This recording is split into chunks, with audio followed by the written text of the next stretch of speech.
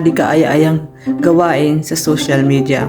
Ngayon pag binablockmail sila ng mga Pakistani o ibang lahi nilang mga syota, iiyak-iyak hingi ng tulong. Imbis na pagtuunan minsan na tulungan yung mas nangangailangan, nasisingit pa tong mga hindot na to. Napakabilis nila mauto ng ibang lahi. Magandang araw sa ating lahat. Ay naku, hindi talaga ito mawala-wala dito sa mga OFW na to ang kumerengkeng sa iba kahit may mga asawa na sila sa Pinas. Sinabi ko naman, lumayo kayo sa tukso. Isa na naman kababayan natin ang nabihag ng Pakistani at hindi daw niya maiwanan ng Pakistani dahil doon daw niya naranasan ang humiwalay ang kaluluwa niya sa katawan niya. Ganon ba kagalit ang Pakistani na to at ipinagpalit mo ang pamilya mo sa Pinas?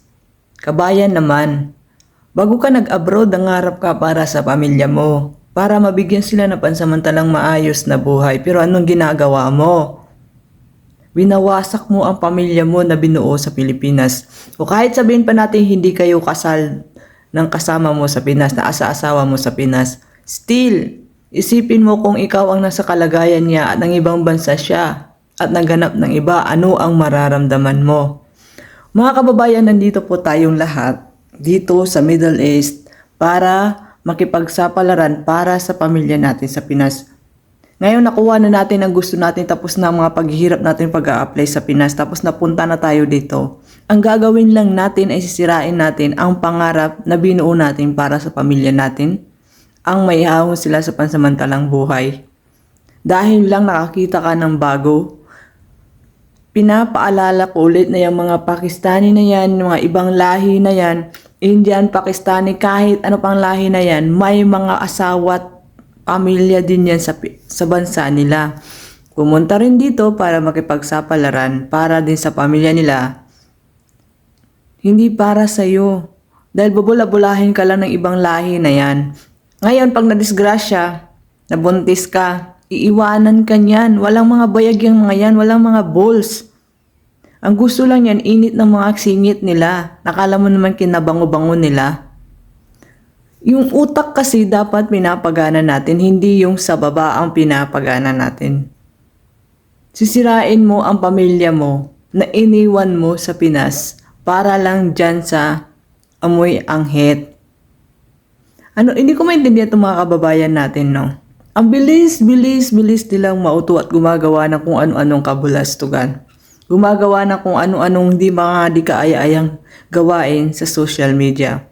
Ngayon, pag binablockmail sila ng mga Pakistani o ibang lahi nilang mga syota, iiyak-iyak hingi ng tulong. Imbis na pagtuunan minsan na tulungan yung mas nangangailangan, nasisingit pa tong mga hindot na to. Napakabilis nila mauto ng ibang lahi. At napakabilis din bumuka ka sa ibang lahi, ay hindi ko alam. Hindi ko nilalahat ang ating mga kapwa Pilipino. Pero kapag kasi nagluluko ang isa, nadadamay lahat dahil akala ng mga ibang lahi na yan, ang mga Pinay is madaling makuha, ang mga Pinay ay mga malalande. Sa akin, marami mga ganyan na nagchat-chat ng Pakistani na kung ano-anong sinasabi. Pinaprank ako. Tapos sinasabihan ako na mga Pilipina daw ganyan, kisyo ganun. Sabi ko hindi lahat. Pinagtatanggol ko pa rin ang reputasyon nating mga Pilipina. Pero yung iba, wala nang reputasyon. Nakakalimutan na minsan na may mga anak sila sa Pinas, may mga pamilya sa Pinas. May mga naghihintay sila sa Pinas. Na kaya sila nagpunta dito is para sa mga anak at asawa nila, para sa pamilya nila. Pero yung pala sisirain lang din nila yung mga pangarap na yon. Mga kababayan, lalong-lalo na dyan sa mga Pilipina na uto-uto, gumising kayo, hindi kayo paninindigan ng mga yan. Yung katulad ng mga ganong caption, ganito, Diyos ko, humiwalay daw ang kaluluwa niya na hindi pa nagagawa ng asawa niya. Yes, sinabi mong humiwalay na yan, humiwalay is ang hihiwalay din na makatotohanan ng pangyayari ay mawawalay ka sa pamilya mo na binuo mo, nangarap ka, pumunta ka dito para sa kanila, sinira mo. Yung mga ibang lahi na yan, hindi kayo paninindigan ng mga yan. Para lang yan sa mga init ng kilikilid, singit nila. Kaya naglalapit-lapit sa inyo, nakala mo naman mga gwapo. Huwag po tayong magpauto sa ibang lahi dahil katulad natin may ibang pamilya niya sila. Isipin natin kung bakit tayo nandito. Dito kay kabayan, sana naman matauhan siya. Nakaka-imber na yung mga ganito, no? Yung mga ganitong klaseng kababayan natin na mahihindot, mahaharot ba?